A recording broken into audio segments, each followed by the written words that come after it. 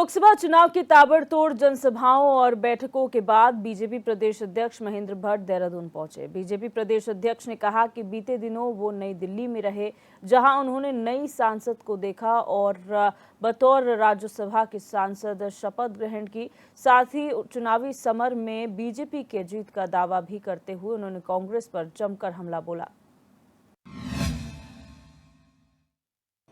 लोकसभा चुनाव देश में गतिमान है। हालांकि उत्तराखंड में प्रथम चरण में मतदान हो चुके हैं। भारतीय जनता पार्टी के प्रदेश अध्यक्ष लगातार मैराथन बैठकें, मैराथन भ्रमण के बाद आज भारतीय जनता पार्टी के प्रदेश मुख्यालय में पहुंचे हैं। अध्यक्ष जी, सबसे पहले तो हमारा जानने का प्रयास होगा, ये चुनावी अनुभव बतौर प्रदेश अध्यक्ष कैसा रहा?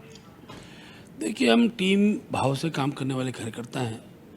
बूथ स्तर तक हमारा संगठन है और हमारे कार्यकर्ताओं ने मतदान के दिन तक साय के 5 बजे तक लगातार मतदाताओं को मतदान केंद्र तक पहुँचाने का उन्होंने काम किया है। और मैं कह सकता हूँ कि इस बार जितना पोलिंग हुआ है उसका लगभग 70 से 75% मतदान ये भारतीय जनता पार्टी पक्ष में हुआ है। ये भी चर्चा का विषय है कि मतदान प्रतिशत कुछ स्थानों पर कम हुआ है, लेकिन मैं आज कह सकता हूँ कि उत्तर प्रदेश से भी से ज़्यादा उत्तराखंड में मतदान हुआ है। और जहाँ पर मुकाबला दिखा, जहाँ प्रतिस्पर्धा दिखी, वहाँ मतदान प्रतिशत बढ़ा है। लेकिन जहाँ कांग्रेस का ना कोई एजेंट था, ना उनका कोई कार्यकर्ता कहीं थे, ना उन्होंने अपने मतदाता को निकालने का प्रयास किया, तो इस बात को सिद्ध करता है कि भारतीय जनता पार्टी कार्यकर्ताओं ने अपने मतदाताओं को प्रेरित करते हुए मतदान केंद्र तक पहुँचाया और सर्वाधिक मत भारतीय जनता पक्ष में हुआ है। 5 लोकसभा की सीटें हम अच्छे मतों से जीतने वाले हैं। अध्यक्ष जी, आप चुनाव में इतना अंदर तक घुस गए थे, इतना मशगूल हो गए थे कि आप एक बार मन से रोने तक लगे थे। आपके आंसू भी छलक आए थे जनता से बातचीत करते हुए, क्योंकि आप जनता से बेहद आपका जुड़ाव है। देखिए, जोशीमठ का घटनाक्रम है और मुझे लगता है उसको राजनीतिक इशू बनाकर कांग्रेस ने अपने पैरों में कुल्हाड़ी मारी है। अनिल बलूनी जी हमारे नेशनल मीडिया के प्रभारी थे, उनकी लोकसभा का चुनाव था जोशीमठ के अंदर। मैं जानता हूँ जब आपदा आई थी तो मैं अनिल बलूनी जी से बहुत टच में था और अनिल बलूनी जी देश के प्रधानमंत्री जी और गृह मंत्री जी के पूरे टच में थे। तो जब मेरी वार्ता होती थी वो कहते थे कि प्रधानमंत्री जी प्रत्यक्ष रूप से इसमें प्रतिदिन की मॉनिटरिंग कर रहे हैं। तो किसी व्यक्ति का जोशीमठ के लिए जो भाव है, उस भाव का एक पक्ष था कि अनिल बलूनी वहाँ से प्रत्याशी बन रहे हैं तो जोशीमठ की जनता को अनिल बलूनी के पक्ष जी के पक्ष में मतदान करना चाहिए। ये एक अपील का भाव था। मेरे को दृश्य ध्यान था जब अनिल बलूनी रात दिन जोशीमठ से आपदा के लिए अपने ओर से अनेकों जो भी सरकारी नीतियाँ हैं, सरकारी योजनाएं हैं। और मैं कह सकता हूँ आज जोशीमठ ऐसा क्षेत्र बना है जहाँ आपदा में अभी तक का सर्वाधिक जो मुआवजा है वो दिया गया है। तो ये स्वाभाविक रूप से अनिल जी का उसमें बहुत बड़ा योगदान था।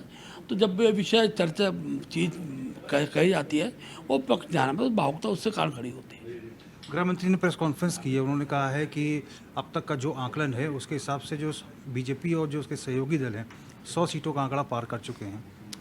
देखिए, अति उत्साह का भाव नहीं है, लेकिन मैं दावे से कह सकता हूँ कि गृह मंत्री जी, प्रधानमंत्री जी ने जो अभी तक का 2 चरण जब संपन्न हो गए उसका मूल्यांकन किया है तो सैकड़ा पार हम लोग कर चुके हैं।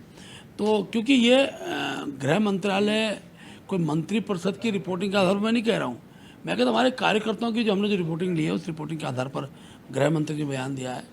माननीय राष्ट्राध्यक्ष जी ने भी इस बात को कहा है और 400 पार का जो नारा हमारा सार्थक होगा, ये मैं विश्वासपूर्वक कह सकता हूँ। हमने जो आर्थिक समीक्षा की बात की है कांग्रेस के मैनिफेस्टो को लेकर और मंगलसूत्र वाली जो बात की है उसको लेकर कांग्रेस लगातार हमलावर है। कांग्रेस कह रही है कि सोनिया गांधी ने अपना मंगलसूत्र निछावर कर दिया, हमें प्रधानमंत्री से सीखने की आवश्यकता नहीं है। क्या कुछ कहेंगे सर उनके मैनिफेस्टो को लेकर? देखिए, पहली बात तो जब कांग्रेस का जो मैनिफेस्टो बन रहा था तो विचार करना चाहिए हम लिख क्या रहे हैं। आज अगर हम उन सब तथ्यों को जिसका समाज के अंदर शुरू से विरोध रहा है, ख़ास तौर पर जब पाकिस्तान बन रहा था उस कालखंड में भी एक पार्टी थी और उस पार्टी का एक घोषणा पत्र इसी रूप में होता था कि वो भारतवर्ष के अंदर जो अनेकों संपदा है उस पर प्रथम अधिकार एक वर्ग विशेष का होना चाहिए, जाति आधारित आरक्षण का धर्म आधारित आरक्षण नहीं होना चाहिए। जब इसकी चर्चा होती तो उस समय पे भी कांग्रेस का जो रुख था वो इसी रूप में दिखाई देता था। और आज जब घोषणा पत्र बनता है तो आप बचाव की मुद्रा में क्यों है? आप स्पष्ट कहें ना कि हमारे घोषणा पत्र में जो बातें कही गई हैं वो वही है। आखिरकार किस व्यक्ति कितनी संपदा, उस संपदा का कितना परसेंट व्यक्ति पे रहेगा, कितना परसेंट सरकार ले लेगी, ये विषय आज के परिप्रेक्ष्य में भारत जैसे देश के अंदर ये जनता स्वीकार नहीं करती है। जनता का, हर व्यक्ति का अपना परिश्रम होता है और सबके लिए कानून है। आज इनकम टैक्स का अपना कानून है, अनेकों प्रकार की जो सुविधाएं लोगों को मिलती है उसके अंदर जो सरकारी जो देय होता है, सरकारी देनदारी होती है, वो दी जाती है।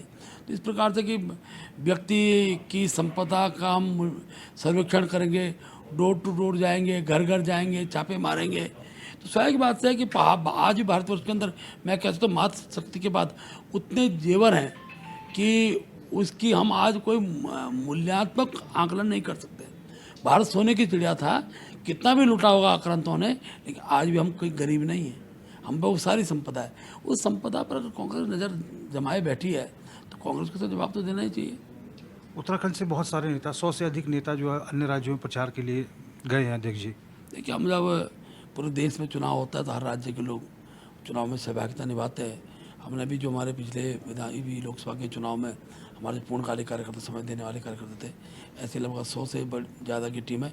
हिमाचल, उत्तर प्रदेश, ऐसे दोनों स्थानों को हमने भेजा है। आगामी दिन में राजस्थान के लिए भी कार्यकर्ता जाएंगे और देश के जिस भी भाग के लिए उत्तराखंड से कार्यकर्ताओं की डिमांड है कि हम यहाँ से भेजेंगे। हमारे प्रदेश के मुख्यमंत्री जी भी लगातार आज लोकेट चटर्जी के नामांकन में वो गए हुए हैं, कल राजनाथ सिंह के नामांकन में थे। जहाँ जहाँ हमारे कार्यकर्ता को जहाँ बुलाया जाता वहाँ बड़ी संख्या, मेरा भी बहुत जल्दी हिमाचल जाना मेरा होगा, चंडीगढ़ में अभी होकर आया हूँ, तो सब जगह जाएंगे अपने प्रत्याशियों के प्रचार के लिए, उनके समर्थन के लिए हम रात दिन खड़े हैं। अंतिम सवाल अध्यक्ष जी, राज्यसभा के सदस्य के रूप में आपने शपथ ले ली है, हाईकमान ने बहुत विश्वास जताया, कैसा अनुभव रहा? जी, क्योंकि अभी नया सदस्य हूँ, बहुत कुछ सीखना है।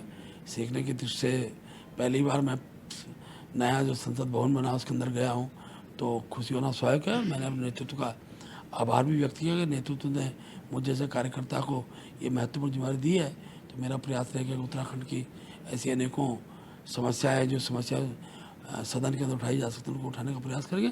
सरकार अपनी है, हम जिस विषय को रखें उसका समाधान भी हमको प्राप्त है। अच्छा अध्यक्ष जी, एक अंतिम प्रश्न और है, यही प्रश्न याद आ गया, जो वन नेशन वन इलेक्शन जो बीजेपी ने अपने मैनिफेस्टो में रखा है, कांग्रेस कह रही है कि कैसे इम्प्लीमेंट करेंगे?